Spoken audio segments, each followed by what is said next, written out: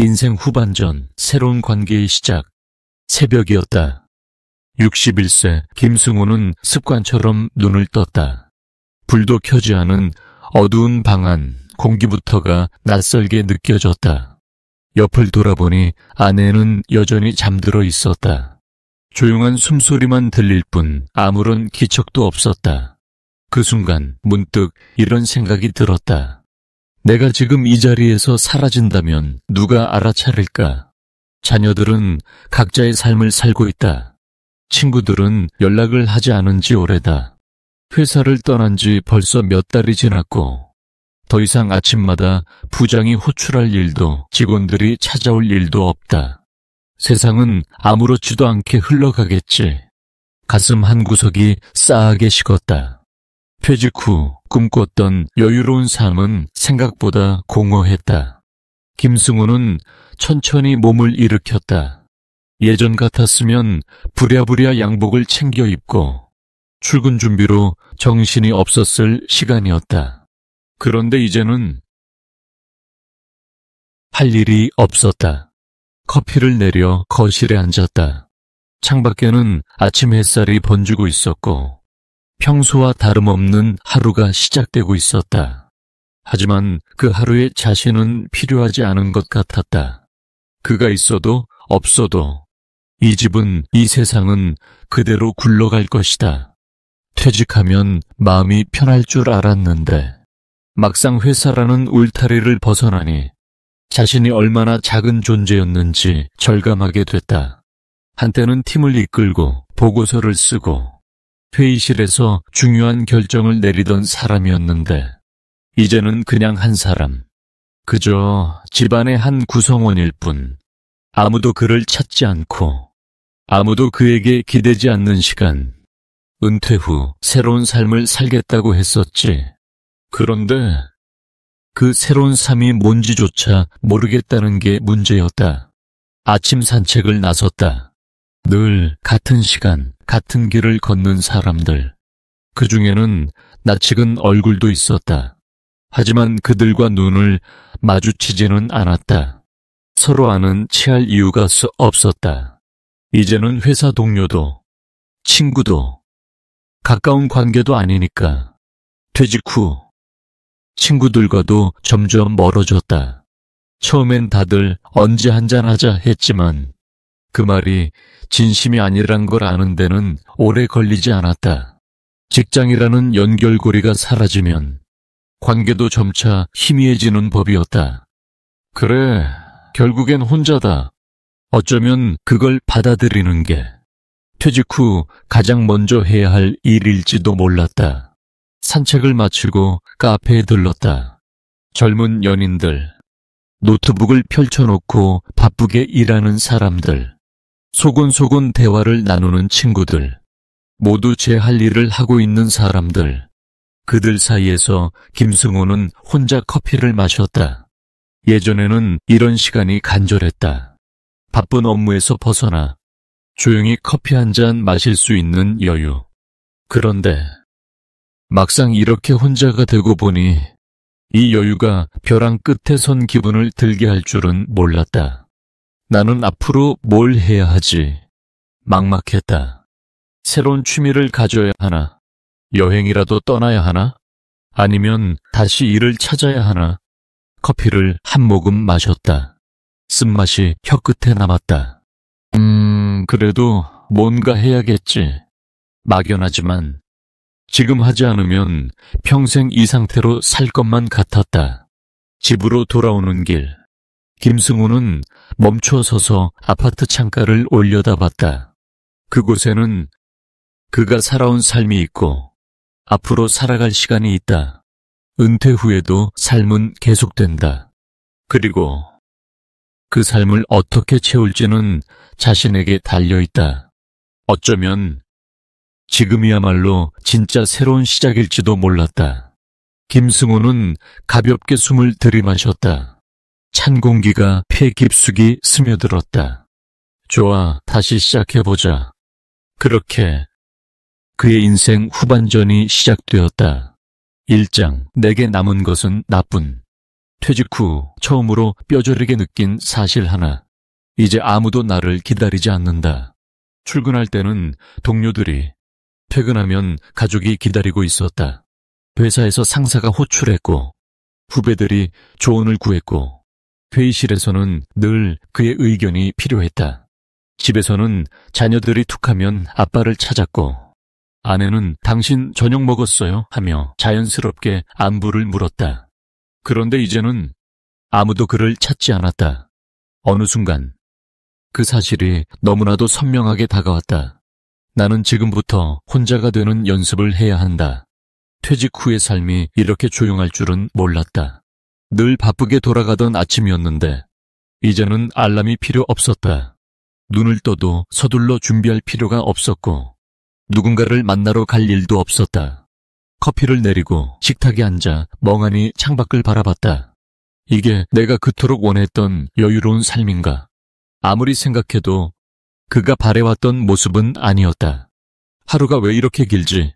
직장에 다닐 때는 시간이 너무 빨리 흘러 불평이었는데 이제는 시간이 도무지 지나가질 않았다.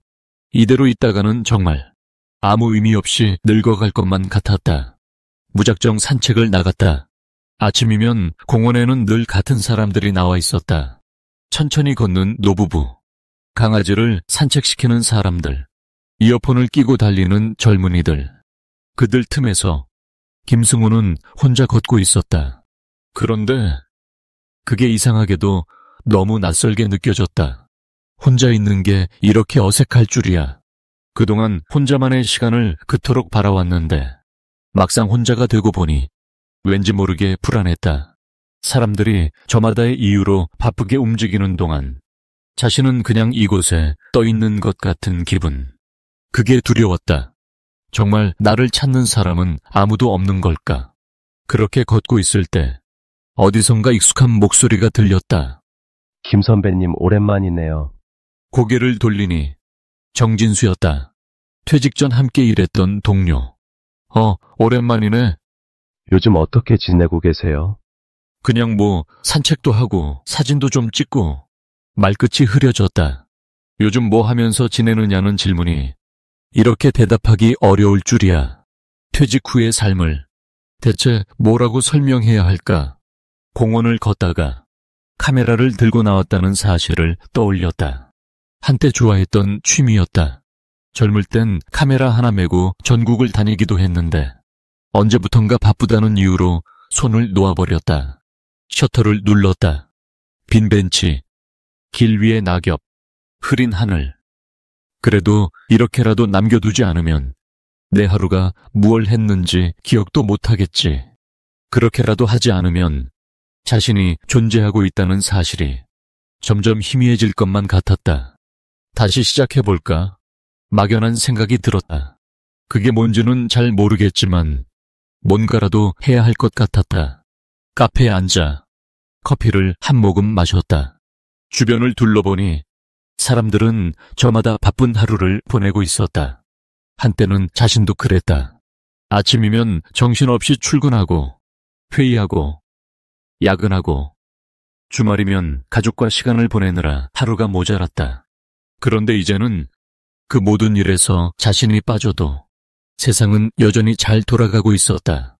나는 이제 어떻게 살아야 하지? 정답을 알지 못했다.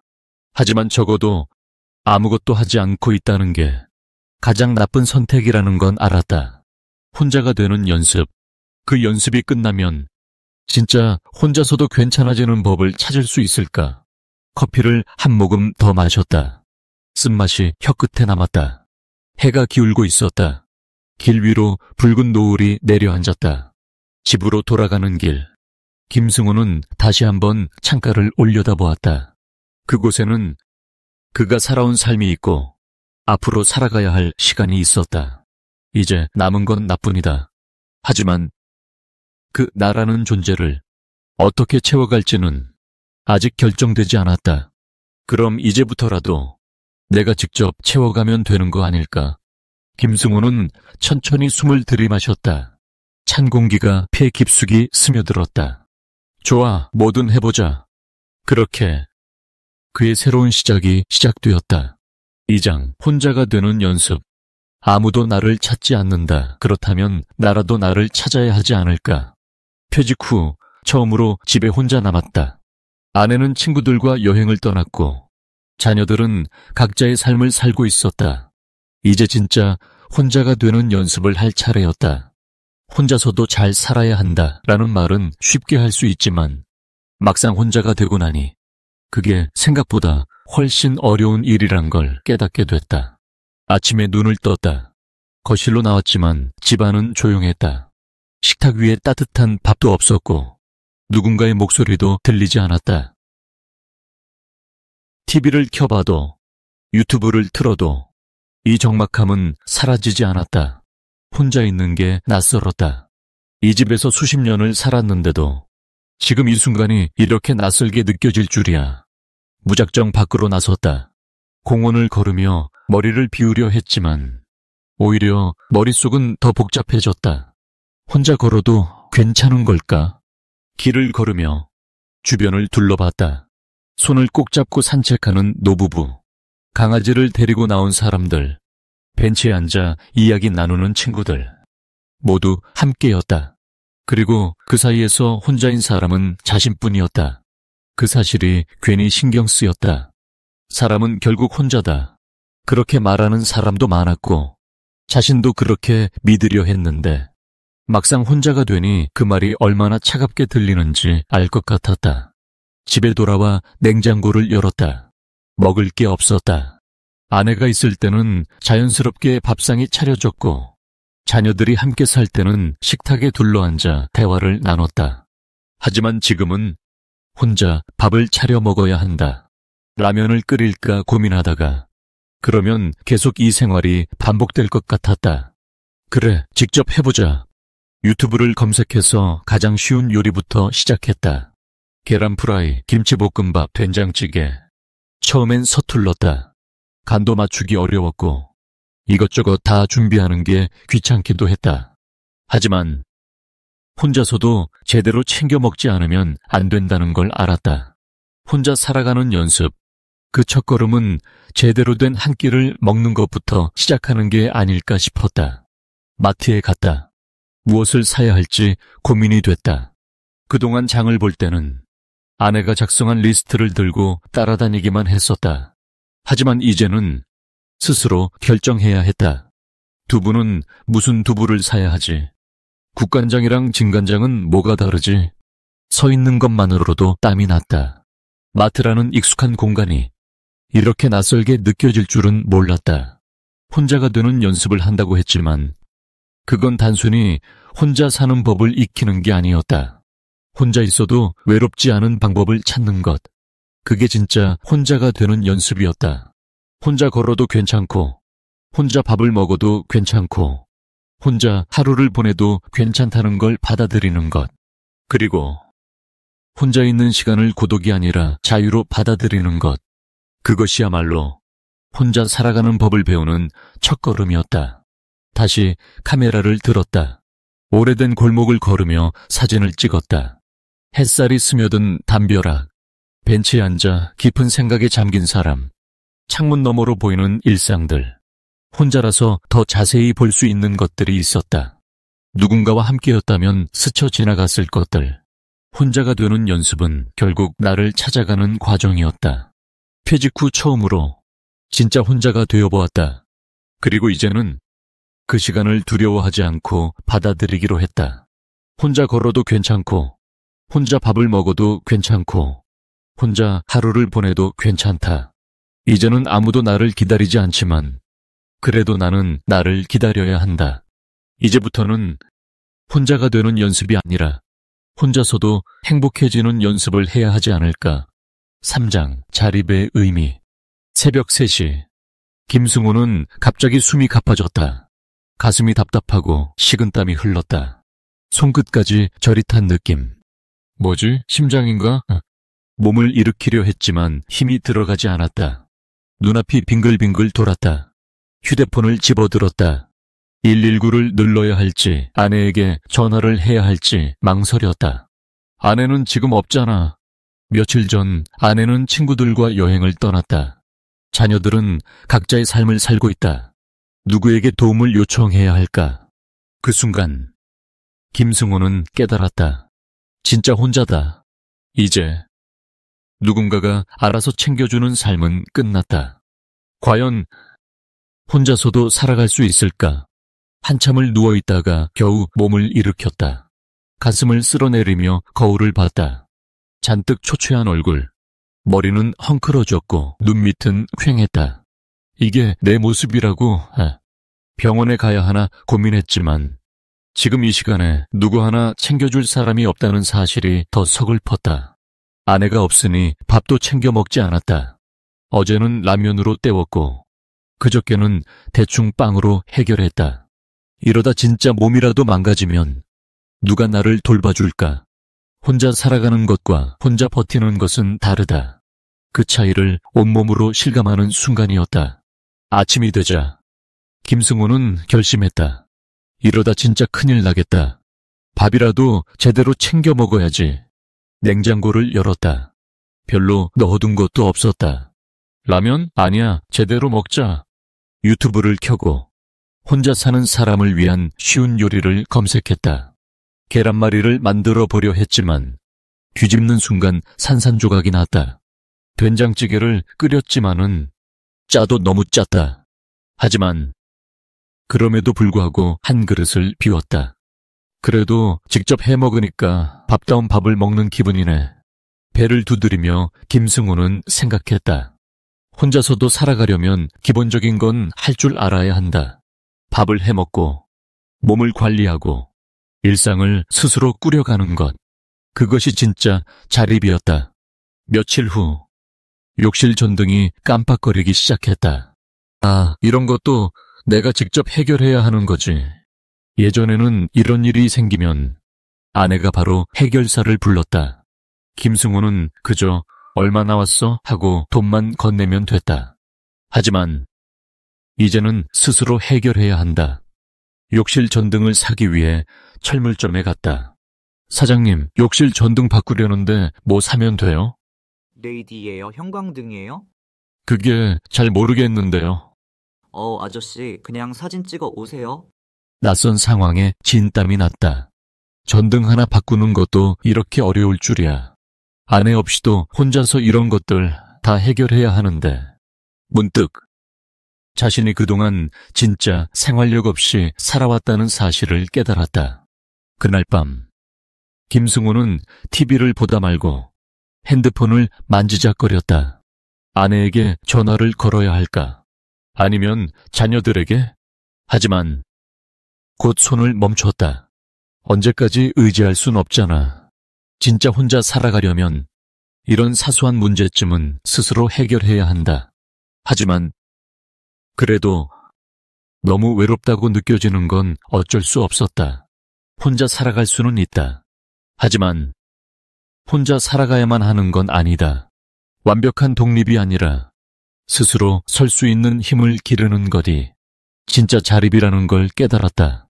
그날 밤 김승호는 스스로에게 다짐했다. 혼자서도 살아갈 수 있도록 기본적인 생활 능력을 기를 것. 하지만 주변 사람들과의 관계를 놓지 않을 것. 의존하지 않되 필요할 땐 도움을 요청할 것.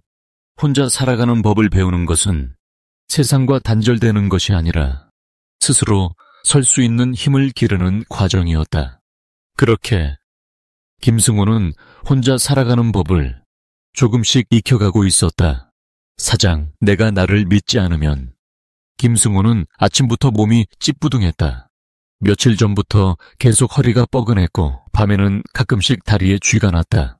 운동을 해야지 하면서도 결국 안 했더니 예전에는 회사에서 정기 건강검진도 받고 출퇴근하며 자연스럽게 몸을 움직이기도 했다. 그런데 이제는 아침에 일어나서 거실 소파에 앉고 밥 먹고 소파에 앉고 TV 보다가 소파에 앉고 그렇게 하루 종일 움직인 거라곤 겨우 몇 걸음뿐이었다. 몸이 망가지고 있다는 걸 알면서도 가만히 있었다. 그게 가장 큰 문제였다. 결국 병원에 가기로 했다. 아내가 있었으면 함께 가자고 했겠지만 이제는 혼자서도 가는 법을 익혀야 했다.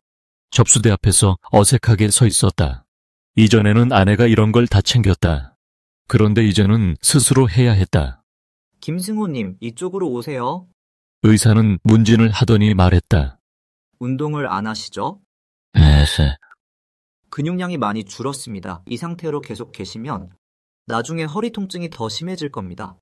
김승호는 멋쩍게 웃으며 고개를 끄덕였다. 운동해야 한다는 거 누구보다 잘 알고 있었다. 하지만 퇴직 후에는 내가 안 해도 뭐라 할 사람이 없다는 게 문제였다. 그동안은 해야 할 일이 있어서 움직였지만 이제는 내가 스스로 해야만 하는 일이 되었다. 이걸 계속 미룬다면 몸은 더 망가질 것이고 그럼 더 움직이기 싫어질 것이고 결국 점점 무너질 것이다. 나를 챙기는 건 이제 내 몫이다. 그제야 정신이 번쩍 들었다. 다음 날 아침 김승우는 동네 공원으로 나갔다. 운동을 해야겠다고 결심은 했지만 뭘 어떻게 시작해야 할지 막막했다. 그때 옆에서 60대 후반쯤 돼 보이는 남성이 덤벨을 들고 팔 운동을 하고 있었다. 김승우는 무심코 물었다. 혼자 운동하시는 거예요? 그 남성은 웃으며 고개를 끄덕였다. 나이 먹으면 몸이 제일 중요한 거라네. 예전엔 헬스장도 다니고 했는데 퇴직하고 나니 그런 게 귀찮아지더라고요. 그 말에 남성이 피식 웃었다. 그래서 더 움직여야 해. 움직이지 않으면 그대로 굳어버리지. 김승우는 조용히 고개를 끄덕였다. 몸이 망가지는 건 한순간이었다. 그리고 한 번 무너지면 되돌리기 어려웠다. 운동도 결국은 혼자서 살아가기 위한 연습이다. 그렇게 김승우는 다시 몸을 움직이기 시작했다. 운동을 시작하고 며칠이 지나자 몸이 조금씩 달라지는 게 느껴졌다. 예전 같으면 아침에 일어나서도 찌뿌둥했지만 이제는 몸이 좀 더 가벼웠다. 그런데 몸만 챙긴다고 다일까? 마음이 무너지는 순간이 오면 그땐 어떻게 해야 할까? 퇴직 후 혼자가 되는 연습을 해왔지만 어느 날 문득 너무나도 허전한 기분이 들었다. 이대로 괜찮은 걸까? 가족에게 의지하지 않고 혼자 살아갈 힘을 길러야 한다고 다짐했지만 너무 혼자 있으려고 했던 건 아닐까? 자립과 고립은 다르다. 혼자서도 살아갈 수 있는 힘을 기르는 것과 스스로를 세상과 단절시키는 것은 완전히 다른 문제였다. 어느덧 해가 지고 있었다. 김승우는 천천히 숨을 들이마셨다. 살면서 많은 것들을 의지했다. 직장, 가족, 관계. 그런데 이제는 그 모든 것에서 한 발짝 떨어져야 할 때였다. 그리고 그 자리에 나 자신을 세워야 했다. 내가 나를 믿지 않으면 아무도 나를 믿어주지 않는다. 그렇게 김승우는 진짜 자립이 무엇인지 깨닫기 시작했다. 5장, 익숙함 속의 소중함. 병원에 다녀온 지 일주일이 지났다. 몸은 많이 회복되었지만 머릿속은 여전히 복잡했다. 아무도 없는 침대에서 홀로 천장을 바라보며 생각했다. 내가 사라지면 누가 슬퍼할까? 하지만 이제는 질문을 바꿔야 할 것 같았다. 아내가 사라진다면 나는 어떤 기분일까? 이 질문을 떠올리는 순간 갑자기 가슴이 먹먹해졌다. 여보, 저녁 드세요. 아내의 목소리가 들렸다. 여느 때처럼 아무렇지 않게 건넨 말이었지만 이상하게도 가슴이 울컥했다. 퇴직 후 처음에는 아내와 함께 있는 시간이 많아져서 좋았다. 하지만 점점 너무 익숙한 것이 오히려 거리감이 되는 기분이 들었다. 우리는 같은 집에 살고 같은 식탁에서 밥을 먹고 같은 침대에서 잠을 잔다. 하지만 언제부터인가 진짜 함께하는 시간은 줄어들었다. 당신 이번 주말에 뭐 해요? 글쎄, 그냥 집에 있겠지. 나 친구들이랑 영화 보러 가기로 했어요. 그래? 잘 다녀와. 그게 끝이었다. 이제는 서로의 일정도 자연스럽게 공유하지 않는 사이가 되어버렸다. 부부란 무엇일까? 같이 있는다고 해서 정말 함께하는 걸까?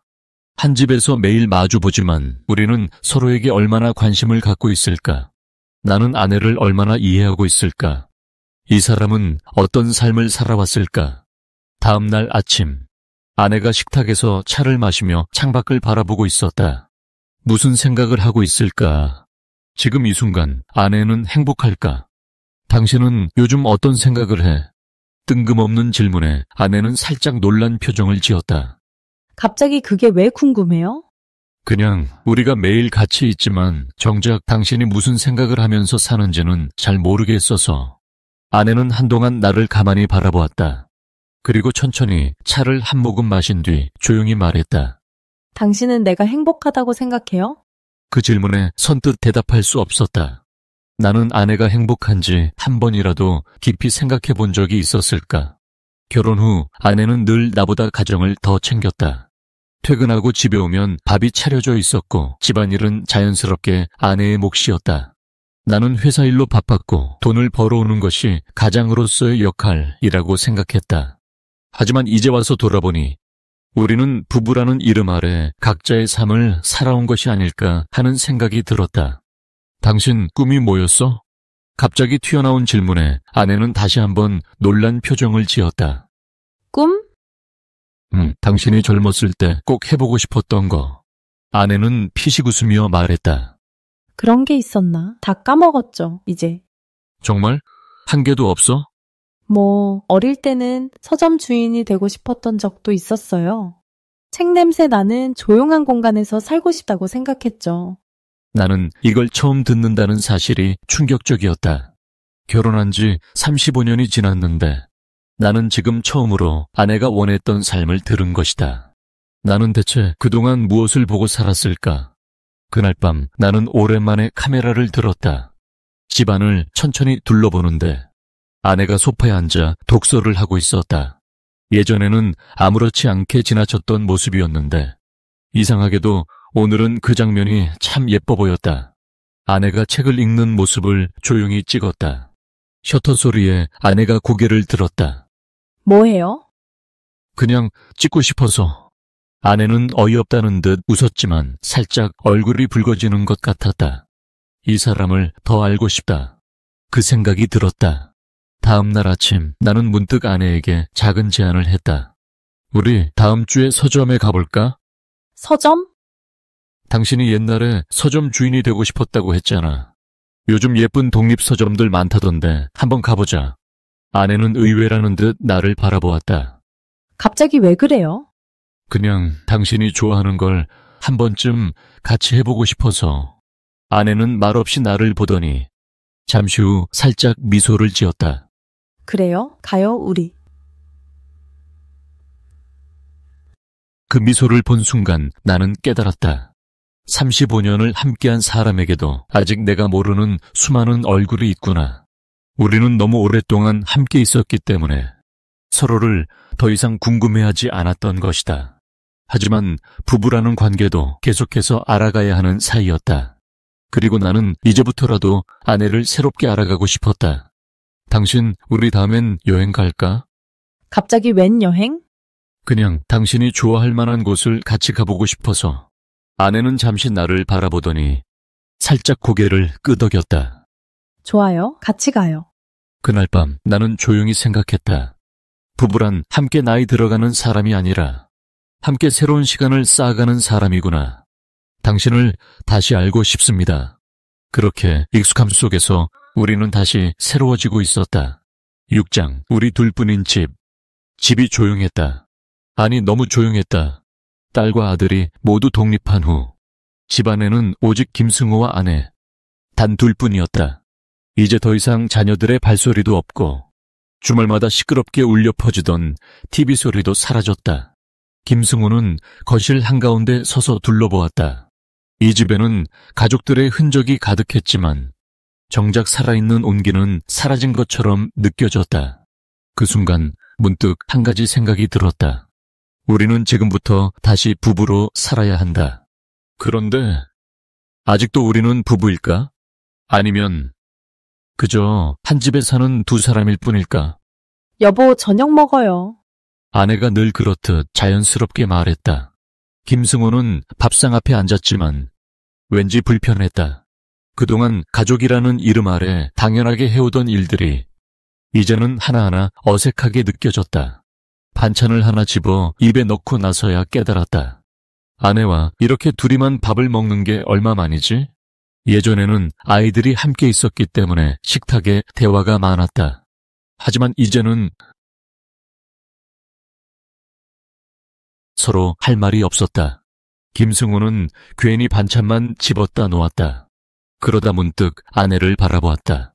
눈앞에 있는 이 사람이 35년을 함께 살아온 사람이라는 것이 이상하게 느껴졌다. 우리는 부부인가 아니면 그저 오랜 동거인인가. 저녁을 먹고 나서 자연스럽게 TV를 켰다. 아내는 드라마를 보고 김승우는 뉴스를 보려 했다. 당연히 채널 싸움이 시작됐다. 당신은 맨날 뉴스만 보잖아요. 뉴스 좀 봐야지 세상이 어떻게 돌아가는지 알아야 할 거 아니야. 그럼 이어폰 끼고 핸드폰으로 보세요. 아니, 거실 TV는 같이 보는 거지. 당신 혼자 보는 거야? 그럼 나도 드라마 봐야 하니까 당신도 핸드폰으로 보세요. 그렇게 서로 리모컨을 잡고 팽팽한 신경전을 벌였다. 결국 김승우가 한숨을 쉬며 양보했다. 알았어, 당신 보던 거 봐. 하지만 정작 드라마가 나오는 동안 김승우는 핸드폰만 만지작거렸다. 서로 같은 공간에 있었지만 각자 다른 세상에 있었다. 이게 정말 함께 있는 걸까? 잠자리에 들 시간이 되었다. 아내는 침대에 누워 책을 읽고 있었고 김승우는 무심코 반대편에 누웠다. 서로 말없이 각자의 할 일을 했다. 피곤하다는 핑계로 대화도 없었고 서로 등을 돌리고 누운 채 잠이 들었다. 예전에는 이런 게 익숙했다. 하지만 오늘따라 유난히 이 거리감이 크게 느껴졌다. 우리는 정말 함께 살아가고 있는 걸까? 그렇게 김승우는 처음으로 진짜 부부란 무엇인지 고민하기 시작했다. 며칠 후 김승우는 작은 결심을 했다. 여보, 우리 저녁에 와인 한잔 할까? 아내가 놀란 눈으로 김승우를 바라보았다. 그도 그럴 것이 김승우는 와인 같은 걸 즐기는 사람이 아니었다. 웬일이에요? 그냥 당신이랑 오랜만에 얘기 좀 해볼까 해서. 조용한 음악이 흐르는 거실. 테이블 위에는 와인 한 병과 간단한 안주가 놓였다. 김승우는 조심스럽게 말을 꺼냈다. 우리 요즘 좀 이상하지 않아? 이상해요? 같이 있는데 같이 있는 것 같지가 않아. 아내는 잠시 생각하니 조용히 와인잔을 기울였다. 그리고 말했다. 당신도 느꼈군요. 우리가 이렇게 된 게 언제부터였을까? 김승우의 질문에 아내는 씁쓸하게 웃었다. 아마 아이들이 독립하기 훨씬 전부터였을 거예요. 부부는 함께 오랜 세월을 보냈다. 하지만 그 시간 속에서 서로를 점점 덜 궁금해했고 자연스럽게 대화가 줄어들었다. 당신이 퇴직하고 나서 우리 둘이 이렇게 오래 같이 있을 줄 알았으면 그 전에 좀 더 노력했을 텐데. 아내의 솔직한 말에 김승우는 순간 가슴이 철렁했다. 그도 마찬가지였다. 이제야 아내와의 관계를 고민하고 있었지만 사실 이런 문제는 훨씬 전부터 시작되고 있었던 것이다. 와인잔을 비우며 김승우는 조심스럽게 말했다. 우리 앞으로 좀 더 자주 대화할까? 그래요? 지금부터라도? 그 말 한마디에 그동안 쌓여있던 벽이 조금은 허물어지는 것 같았다. 김승우는 깨달았다. 부부란 그냥 함께 살아가는 존재가 아니라 계속해서 다시 알아가야 하는 사람이라는 걸 이제부터라도 그렇게 해보려 한다. 7장, 당신은 어떤 꿈을 꾸고 있었나요? 당신은 어떤 꿈을 꾸고 있었나요? 이 질문을 듣는 순간 아내는 멈칫했다. 김승우도 당황했다. 이렇게 단순한 질문이었는데 왜 이제야 떠올랐을까? 아내는 조용히 와인잔을 내려놓고 깊은 한숨을 내쉬었다. 꿈이라. 아내는 한참 동안 말을 잇지 못했다. 그리고 마치 아주 오래된 기억을 꺼내듯 천천히 입을 열었다. 사실 난 한 번도 진지하게 내 꿈을 생각해 본 적 없어요. 아내는 결혼 전 작은 서점을 운영하는 게 꿈이었다고 말했다. 책 냄새가 가득한 공간에서 손님들에게 추천할 만한 책을 골라주고 언젠가는 직접 글도 써보고 싶었다고. 하지만 현실은 달랐다. 결혼과 동시에 모든 게 변했다. 서점이요? 그런 건 돈도 안 되는데 뭐 하려고요? 주변 사람들은 말렸다. 어른들은 그럴 시간 있으면 아이 낳고 살림하는 게 낫다고 했고, 김승호도 바쁜 회사 생활을 하느라 그런 아내의 이야기를 진지하게 듣지 않았다. 그렇게 아내의 꿈은 어느새 먼지가 쌓인 책처럼 서서히 기억에서 지워졌다. 김승호는 아내의 이야기를 듣고 나서야 깨달았다. 그동안 아내가 자신을 위해 뭘 하고 싶어 했는지, 어떤 삶을 원했는지 한 번도 제대로 물어본 적이 없었다. 늘 당연하다고 생각했다. 아내는 가정을 돌보는 사람이었고 나는 가장으로 돈을 벌어오는 사람이었다. 하지만 그때 내가 조금만 더 당신 얘기를 들었더라면 어땠을까? 김승호의 말에 아내는 피식 웃으며 고개를 저었다. 이제 와서 그런 생각 해봤자 뭐해요? 그렇긴 한데 순간 김승호는 머릿속이 복잡해졌다. 정말 이제 와서 아무것도 할 수 없는 걸까? 그날 밤 김승호는 문득 핸드폰을 열어 독립서점을 검색했다. 요즘은 작은 서점들도 저마다의 개성을 살려 운영하고 있었다. 그 모습을 보니 아내가 예전에 말했던 모습이 떠올랐다. 책 냄새 나는 공간, 잔잔한 음악이 흐르는 곳, 그리고 조용히 책을 읽는 손님들. 다음 날 아침, 김승호는 조심스럽게 말을 꺼냈다. 우리 서점 한번 가볼까? 응? 당신이 어릴 때 꿈꿨던 서점 같은 곳들 많더라고. 당신이 좋아할 것 같아. 아내는 예상치 못한 제안에 어리둥절했지만 김승호의 눈빛이 진지하다는 걸 느꼈다. 그렇게 부부는 오랜만에 함께 외출하기로 했다. 서울 도심의 작은 골목, 조용한 골목길을 따라 들어가자 아담한 독립서점이 눈앞에 나타났다. 문을 열자 잔잔한 음악과 함께 은은한 책 냄새가 코끝을 스쳤다. 아내는 그 자리에서 멈춰 섰다. 그리고 천천히 둘러보았다. 아내의 손끝이 책장에 놓인 한 권의 책을 살짝 스쳤다. 그 표정을 본 순간 김승호는 알 수 있었다. 아내는 지금 이 순간만큼은 행복하다는 걸. 책을 한 권씩 고르며 아내는 조용히 중얼거렸다. 나도 언젠가 이런 서점을 해보고 싶다고 생각했었는데. 김승호는 아내를 바라보며 말했다. 그럼 지금 해보면 되잖아. 뭐? 서점이든 뭐든 지금부터라도 당신이 하고 싶은 걸 해보면 되잖아. 아내는 그 말을 듣고 한참을 김승호를 바라보았다. 마치 남편이 처음 보는 사람이라도 된 것처럼. 그리고 작은 목소리로 말했다. 정말 지금도 가능할까? 그날 밤 부부는 거실에 앉아 오래도록 이야기를 나눴다. 솔직히 나도 내가 뭘 원하는지 잘 몰랐어. 그런데 당신이 꿈 얘기하니까 문득 나도 생각해보게 됐어. 당신도 뭐 하고 싶은 거 있어요? 김승호는 생각하다가 웃으며 말했다. 나도 글 써보고 싶어. 예전에 사진 찍으면서 여행 다닐 때 기록 남기는 거 재밌었거든. 아내는 깜짝 놀란 표정을 지었다. 당신이 글을 쓰고 싶었다고? 그런데 바쁘다는 핑계로 안 했지. 그 순간 부부는 서로를 바라보며 조용히 미소 지었다. 우리는 서로에 대해 아직도 모르는 것이 많았다. 하지만 이제부터라도 함께 알아가면 되지 않을까. 김승호는 아내의 손을 조용히 잡았다. 우리 같이 새로운 거 한번 해볼까? 아내는 말없이 김승호의 손을 꼭 잡았다.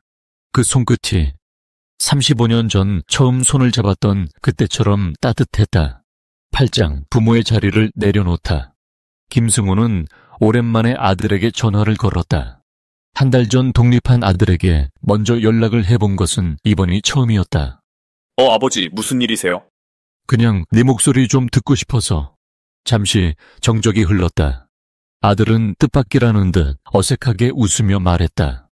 아버지가 이런 전화 다 하시고 왠지 낯선데요. 그 말에 김승호는 순간 멈칫했다. 부모와 자식 간의 대화가 낯설다라니 언제부터 이렇게 돼버린 걸까? 아들과 딸이 모두 독립한 후 집안은 달라졌다.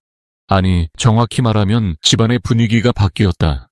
더 이상 아침마다 바쁘게 움직이는 아이들의 발소리도 없고 퇴근 후 다녀왔습니다 라고 밝게 외치는 소리도 없었다. 이제 부부만 남은 집은 예전보다 훨씬 조용해졌지만 어쩐지 그 조용함이 익숙하지 않았다. 당신 오늘 딸한테 전화해봤어요? 아니, 지난주에 통화했잖아. 그래도 애들 어떻게 지내는지 가끔은 물어봐야 하지 않겠어요? 김승호는 아내의 말을 듣고 핸드폰을 만지작거렸다.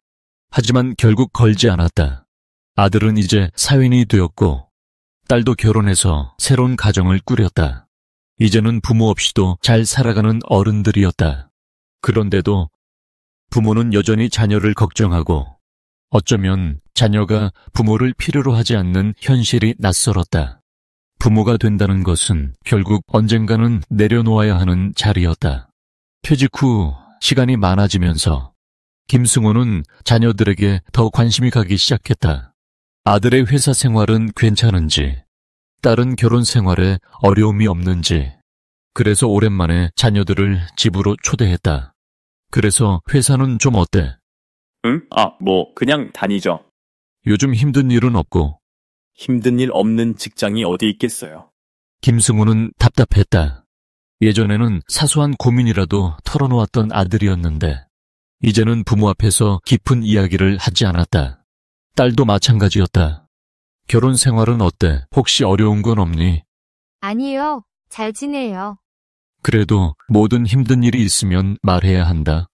괜찮아요, 아빠. 예전 같으면 아빠, 사실은 말이야 하고 고민을 털어놓았을 딸이었는데 이제는 괜찮다 하는 말만 반복했다. 그제야 김승호는 깨달았다. 부모가 걱정한다고 해서 자녀가 모든 걸 말해주지는 않는다는 것. 그리고 자녀는 이제 부모의 보호가 필요 없는 나이가 되었다는 것. 우리는 이제 부모로서 어떤 역할을 해야 할까? 부모라는 존재는 아이들이 어릴 때는 절대적인 존재였다. 하지만 시간이 지나면서 부모는 점점 뒤로 물러나야 하는 자리였다. 이제는 아이들이 부모를 챙겨야 하는 순간이 올 수도 있다. 그렇다면 부모로서 우리는 이제 어떤 역할을 해야 할까? 부모로서의 역할이 아니라 독립된 한 사람으로서 살아가는 법을 배워야 하지 않을까? 그동안 자녀들에게 너무 기대고 있었던 건 아닐까? 부모라는 이유로 자녀가 언제나 부모를 챙겨야 한다고 생각했던 건 아닐까? 부모의 자리를 내려놓는 법을 배워야 한다. 그것이 김승호가 새롭게 마주해야 할 과제였다. 몇 주 후, 김승호는 아들에게 다시 전화를 걸었다. 아버지? 잘 지내고 있냐? 네, 덕분에요. 김승호는 잠시 고민하다가 말했다. 이제 아빠가 먼저 전화하지 않을게. 네? 네가 필요할 때 언제든 연락해라. 이제는 네 삶을 네가 알아서 잘 살아야지. 아들은 한동안 아무 말도 하지 않았다. 그리고 조용히 웃으며 말했다. 아버지, 이제야 저를 어른으로 인정해 주시는 거예요? 김승호는 미소 지었다. 그렇지, 이제 내 인생은 내 거니까. 그 말에 아들은 잠시 침묵하더니 조용히 말했다. 그래도 가끔은 먼저 연락해 주세요. 그 말 한마디에 김승호는 가슴이 뭉클해졌다. 부모의 역할을 내려놓는다고 해서 부모가 사라지는 것은 아니다. 이제는 자녀를 부모의 품에서 떠나보낼 때가 된 것뿐. 그렇지만 부모와 자녀의 관계는 언제나 계속될 것이었다. 아내와 함께 저녁을 먹으며 김승호는 조용히 말했다. 우리도 이제 자식들한테 너무 기대지 말자. 무슨 말이에요? 이제 애들도 다 컸고 자기 인생을 살고 있잖아. 우리도 우리 인생을 살아야지. 아내는 한동안 생각하다가 조용히 고개를 끄덕였다. 맞아요. 이제는 우리가 행복해야 할 차례예요. 그 말에 김승호는 피식 웃었다. 우리 너무 늦게 깨달은 거 아냐? 늦게라도 깨달았으니 다행이죠. 부모는 언제나 자식을 걱정하지만 부모가 자식을 위해 모든 것을 희생할 필요는 없었다. 이제는 부모로서가 아니라 한 사람으로서 살아갈 시간이었다. 우리도 이제 부모라는 자리에서 조금은 자유로워져도 괜찮지 않을까요? 9장, 자녀의 삶을 응원하는 법. 아버지, 이제 저희 신경 쓰지 마세요. 아들의 한마디가 뇌리를 때렸다. 김승호는 순간 말문이 막혔다. 신경 쓰지 말라고? 부모가 자식을 신경 쓰지 않는다는 것이 가능할까? 태어나서부터 모든 걸 돌봐왔고 밥을 먹었는지 잠은 잘 잤는지 걱정하는 것이 당연한데 이제는 부모의 관심이 불편하다고 말하는 아들. 그리고 그 말이 사실이라는 걸 인정해야 하는 순간이 왔다. 나는 이제 저 아이들의 삶에서 어떤 존재일까? 부모가 먼저 연락하지 않으면 자녀는 연락을 할까? 며칠 동안 김승우는 일부러 자녀들에게 연락하지 않았다. 언제나 부모가 먼저 연락을 했지만 이번에는 자녀들이 먼저 연락할 때까지 기다려보기로 했다. 그리고 아무 일도 일어나지 않았다. 하루가 지나도 일주일이 지나도 어느 누구도 먼저 전화를 걸지 않았다.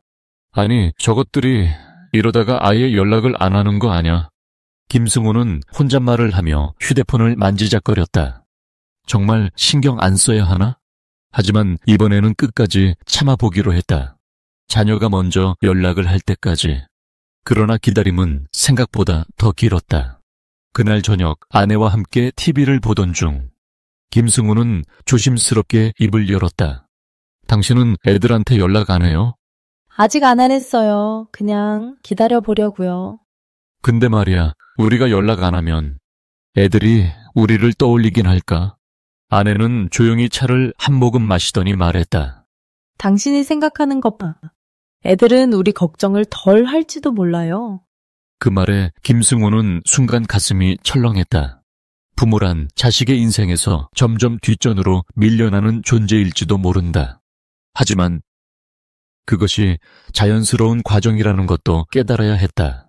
그리고 드디어 아들에게서 전화가 왔다. 아버지 잘 지내셨어요? 뭐 그냥 그렇지. 김승호는 괜히 어색하게 대답했다. 사실은 하루에도 몇 번씩 전화를 기다렸지만 그걸 솔직하게 말할 수는 없었다. 갑자기 연락한 이유가 뭐야? 그냥 아버지가 갑자기 조용하시길래 뭔가 이상해서요. 그 말에 김승호는 피식 웃었다. 그래도 가끔은 먼저 연락해야 하는 거 아니냐? 아버지도 가끔은 우리한테 연락하지 말고 본인만의 시간을 즐겨보세요. 그 말을 듣는 순간 김승호는 생각했다. 나는 정말 내 인생을 즐기고 있을까? 아들은 이미 자기 인생을 살고 있다. 그렇다면 부모도 부모라는 역할을 내려놓고 한 사람으로서의 삶을 살아야 하지 않을까? 김승호는 거실에서 책을 읽다 말고 창밖을 바라보았다. 자녀들이 어릴 때는 매일 그들을 보며 밥은 먹었는지 숙제는 했는지 신경을 썼다. 하지만 이제는 그 모든 것이 자녀들의 몫이 되었다. 여보. 네? 우리 앞으로 애들한테 연락 좀 덜 해볼까? 아내는 고개를 갸웃하며 물었다. 갑자기요? 김승호는 고개를 끄덕였다. 이제는 우리도 우리 인생을 살아야 하지 않을까? 며칠 뒤 아내와 함께 오래된 카페에 앉아 차를 마셨다. 김승호는 핸드폰을 뒤적이다가 자녀들과 함께 찍었던 옛날 사진을 발견했다. 그때는 늘 부모로서 살아야 한다고 생각했지만 이제는 부모가 아닌 한 사람으로서 살아야 한다. 김승호는 조용히 미소 지었다.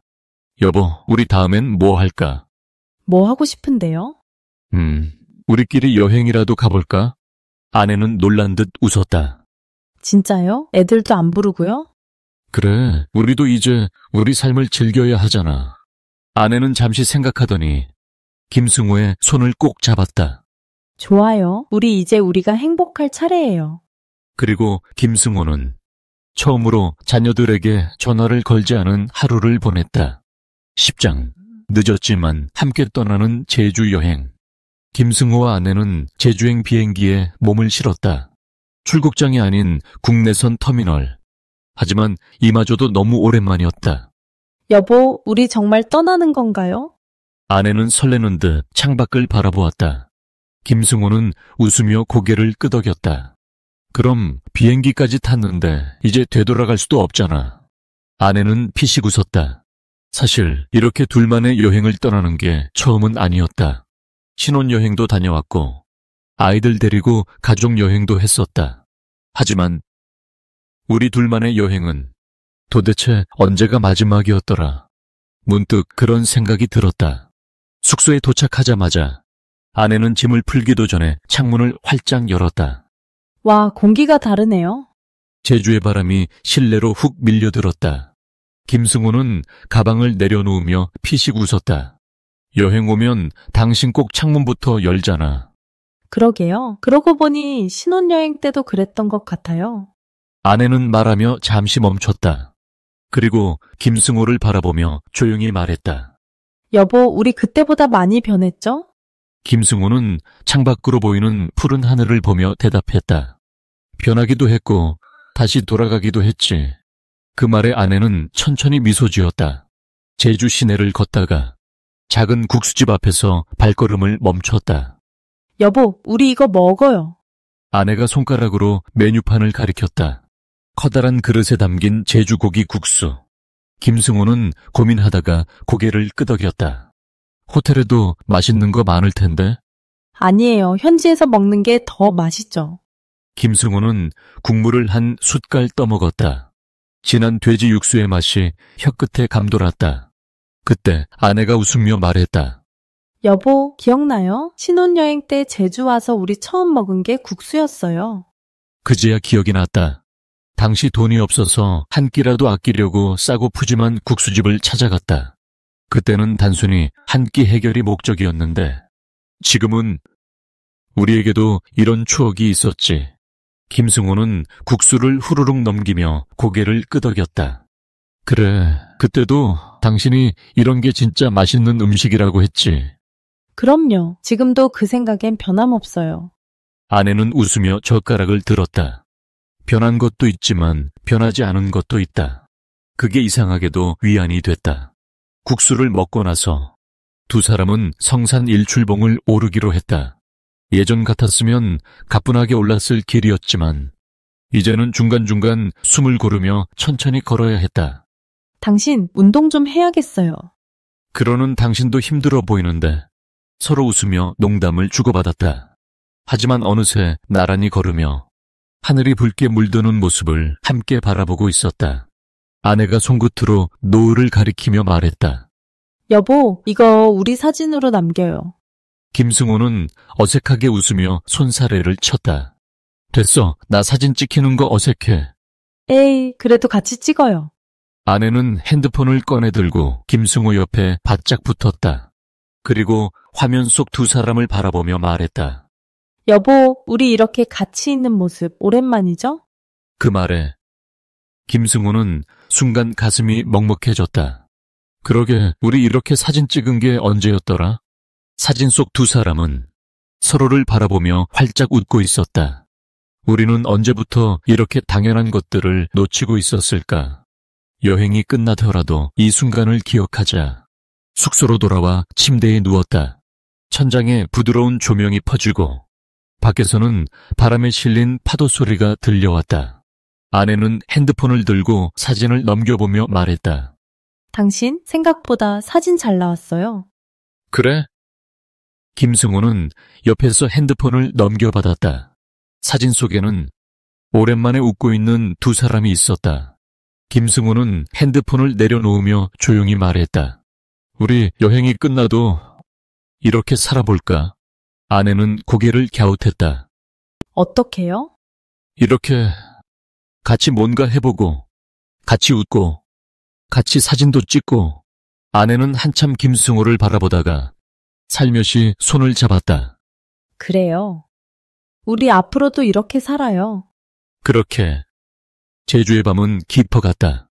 그리고 두 사람의 마음속에는 다시 시작할 용기가 생겼다. 11장 다시 찾아온 가족의 의미. 아버지, 한동안 손주 좀 맡아주실 수 있어요? 김승호는 순간 귀를 의심했다. 손주를 맡아달라고? 뭐? 무슨 말이냐? 제가 갑자기 해외 출장을 가게 됐는데 아내도 회사에서 중요한 프로젝트를 맡아서요. 도저히 아이를 돌볼 시간이 없어요. 아들의 목소리 너머로 어린 손주의 목소리가 희미하게 들렸다. 할아버지, 안녕. 김승호는 핸드폰을 쥔 손에 힘이 들어갔다. 어쩌면 이건 다시 한번 가족이라는 의미를 되새길 기회일지도 모른다. 이제 겨우 자녀를 독립시켰다고 생각했는데 다시 아이를 돌봐야 한다고? 김승호는 머릿속이 복잡했다. 마지막으로 아기와 함께한 시간이 언제였더라? 아들이 어릴 때 아니면 딸이 갓난아기였을 때. 손주는 아직 4살. 제일 손이 많이 가는 나이였다. 여보, 우리 할 수 있을까? 글쎄요. 하지만 애가 우리밖에 의지할 곳이 없다면 해야죠. 그렇게 부부는 오랜만에 다시 부모의 역할을 맡게 되었다. 손주가 집에 온 첫날, 김승우는 정신이 없었다. 할아버지, 공룡놀이 해요. 할아버지, 배고파요. 할아버지, 같이 그림 그려요. 쉴 틈이 없었다. 김승우는 겨우겨우 숨을 돌리며 아내를 쳐다봤다. 당신 예전에 애들 키울 때도 이렇게 힘들었어? 그럼요. 당신은 회사 다니느라 몰랐겠지만 김승우는 한숨을 쉬며 손주의 작은 손을 바라보았다. 어쩌면 이게 가족의 의미일지도 모른다. 서로를 돌보고 힘들어도 함께하고 그렇게 또 새로운 시간을 만들어가는 것. 할아버지, 배고파요. 김승우는 순간 당황했다. 아내는 잠깐 외출 중이었고 그는 손주에게 뭘 먹여야 할지 몰랐다. 라면 먹을래? 엄마가 라면 먹지 말랬어요. 아차? 김승우는 부랴부랴 냉장고를 열었다. 그리고 몇 달 전 요리를 배우기 시작했던 자신을 떠올렸다. 그래, 내가 직접 해보자.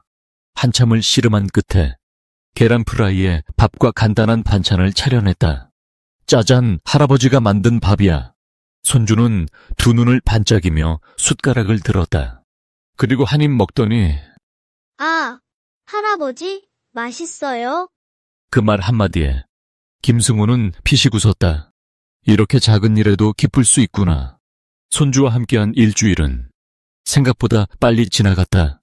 잠들기 전 손주가 김승우의 옆에서 속삭였다. 할아버지, 나 또 올 거예요. 김승우는 그 작은 목소리를 들으며 조용히 미소를 지었다. 처음엔 부담스러웠던 부탁이었지만 이제는 손주가 떠난다는 것이 어쩐지 서운했다. 김승우는 깨달았다. 가족은 함께하는 시간을 통해 만들어지는 것이다. 그렇게 김승우는 오랜만에 다시 부모가 아닌 할아버지라는 새로운 역할을 받아들이게 되었다. 12장, 우리도 행복해야 한다. 김승우는 거실에 앉아 멍하니 창밖을 바라보았다. 손주를 돌봐주며 바빴던 일주일이 지나고 다시 조용한 집으로 돌아왔다. 아이들이 독립하고 손주도 떠나고 이제 다시 우리 둘뿐인 집이 되었다. 김승우는 아내를 바라보았다. 그동안 늘 가족을 챙기느라 바빴던 사람, 자녀를 키우고 집안일을 도맡고 그러면서도 한 번도 자신의 행복을 고민해 본 적 없는 사람. 그리고 문득 이런 생각이 들었다. 이제부터는 우리의 행복을 위해 살아야 하지 않을까. 여보, 우리도 이제 좀 편하게 살아볼까? 김승호의 말에 아내는 고개를 갸웃했다. 편하게 살다니요? 이제 애들도 다 컸고 손주도 가끔만 보면 되잖아. 그러니까 이제 우리 인생을 좀 더 즐겨도 되지 않을까 싶어서. 아내는 잠시 말이 없었다. 그리고 조용히 차를 한 모금 마시며 말했다. 당신이 그런 말 하니까 이상하네요. 왜? 당신은 늘 가족을 위해 살아야 한다고 말하던 사람이잖아요. 김승호는 멋쩍게 웃었다. 그래서 이제야 깨달았지. 부모도 할아버지도 결국은 한 명의 사람이잖아. 우리도 기대고 싶을 때가 있고 쉬고 싶을 때가 있고 그냥 우리만을 위한 삶을 살고 싶을 때가 있는 거지. 아내는 김승호를 바라보다가 조용히 웃었다. 그래요. 이제 우리도 좀 행복해져야죠. 그날 밤 김승호는 잠자리에 들기 전에 조용히 생각했다. 이제 남은 삶은 얼마나 될까? 10년? 20년? 그 시간 동안 그는 무엇을 해야 할까? 자녀들을 돌보며 살아야 한다는 생각에서 벗어나니 머릿속이 조금씩 정리되기 시작했다. 내가 진짜로 원하는 삶은 무엇일까? 그동안은 가족을 위해서만 살아왔다. 하지만 이제는 자신을 위한 시간을 가져야 할 때였다. 다음 날 아침 김승호는 아내에게 말했다. 우리 같이 새로운 목표를 만들어 볼까? 새로운 목표요? 그냥 매일 똑같은 일상만 반복하지 말고 뭔가 우리 둘만의 목표를 세워보는 거야. 아내는 한참 생각하더니 조용히 말했다. 당신 예전에 해외여행 가고 싶다고 했잖아요. 응? 우리 진짜로 해외여행 떠나볼까요? 김승우는 순간 놀랐다. 아내가 먼저 해외여행을 제안할 줄은 몰랐다. 정말 우리 둘이서? 아내는 고개를 끄덕였다. 그래요. 이제 아이들도 우리 걱정 없이 잘 살고 있고, 우린 아직 건강하잖아요. 이제는 우리만의 추억을 만들어야 할 때 같아요. 그 말에 김승호는 조용히 웃었다. 그래, 이제 우리가 행복할 차례야. 며칠 후 부부는 배낭을 꾸렸다. 오랜만에 떠나는 동남아 여행이었다. 공항에서 비행기 표를 들고 서 있는 아내를 바라보며 김승호는 문득 생각했다. 결혼하고 처음 해외로 정말 우리를 위한 여행을 떠나는구나. 그렇게 부부는 새로운 시작을 향해 떠났다. 비행기가 이륙하자 김승호는 창밖을 바라보며 조용히 미소 지었다. 그는 이제야 깨달았다. 부모로서 가족을 위해 살아온 시간도 소중했지만 이제부터는 나 자신을 위한 시간도 소중해야 한다는 것. 그리고 부부로서 다시 함께할 시간도 중요하다는 것. 김승우는 아내의 손을 조용히 잡았다. 여보, 우리 이제 정말 행복해질 거야. 아내는 조용히 미소를 지으며 고개를 끄덕였다. 그렇게 부부는 오랜만에 다시 설렘을 안고 새로운 길을 떠났다. 에필로그, 세 사람을 소중히 여기며 살아가는 법. 김승호는 오랜만에 가족들과 함께 식사를 했다. 아들과 딸, 손주까지 한자리에 모였다. 밥을 먹으며 자연스럽게 대화가 이어졌고 김승호는 오랜만에 웃음소리가 가득한 집안의 풍경을 바라보았다. 그리고 문득 깨달았다. 가족은 떠난다고 해서 멀어지는 것이 아니다. 자녀들은 독립했고 손주는 부모 품에서 자랄 것이다. 그리고 자신과 아내는 이제 새로운 삶을 살아가야 한다. 이 모든 것들이 가족이라는 이름 아래 자연스럽게 흘러가는 과정이었다. 이 이야기는 단순한 노후 이야기가 아니다. 어떻게 하면 인생의 후반전을 의미 있게 보낼 수 있을까? 부모와 자식, 부부 사이에서 우리는 어떤 관계를 맺어야 할까? 자녀를 독립시키면서도 가족의 의미를 유지하는 법은 무엇일까? 이야기의 핵심은 바로 균형 잡힌 삶이다. 첫째, 나 자신을 위한 삶. 퇴직 후에도 새로운 목표를 설정하고 배우자와 다시 관계를 형성하며 내가 하고 싶은 일을 찾아가는 과정. 둘째, 배우자와 함께하는 삶. 부모의 역할을 내려놓고 부부로서 새로운 시간을 쌓아가는 방법. 셋째, 자녀와의 새로운 관계. 부모로서가 아니라 독립된 성인으로서 자녀를 존중하는 법. 기대하지 않고 서로의 삶을 응원하는 법. 결국 가장 중요한 것은 이 세 가지 균형을 맞추는 것이다. 우리는 언제까지나 부모로만 살아갈 수 없다. 누군가의 부모이기 이전에 우리는 우리 자신으로서의 삶을 살아야 한다. 이제 남은 인생은 우리를 위한 시간이다.